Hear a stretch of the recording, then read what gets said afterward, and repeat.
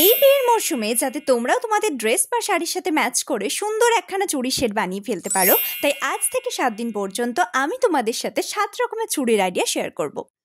বিয়ে হোক বা অন্য কোনো উৎসবে শাড়ি বা জামার সাথে ম্যাচিং যদি চুড়ি না পাওয়া যায় তাহলে মনটা তো খারাপ হয়ে যায়। এই বিয়ের মরশুমে যদি তুমিও ওয়েডিং ইনভিটেশন পাওয়ার হাতে খানিকটা সময় থেকে থাকে তাহলে তুমিও কিন্তু নিজের ড্রেস বা শাড়ির সাথে ম্যাচ করে সুন্দর একখানা চুড়ি সেট নিজেই বানিয়ে ফেলতে পারো। বাঙালিদের বিয়ে হোক বা কোনো উৎসব লাল টুকটুকে শাড়ি বা জামা তো মাস্ট। তো সেই লাল টুকটুকে শাড়ির সাথে বা জামার সাথে পরবার জন্য আজকে তোমাদের সাথে একটা লাল চুড়ির সেটের আইডিয়া শেয়ার করছি। তেমন কিছুই না, একটা লাল সুতির কাপড় দিয়ে চুড়ির বেশগুলোতে আঠা দিয়ে বেশ ভালো করে মুড়িয়ে নিয়েছি। এবারে সরু দুটো ব্যাঙ্গেলসে একই রকমের কিছু কুন্দন দিয়ে আঠা দিয়ে বেশ ভালোভাবে চিটিয়ে নিচ্ছি।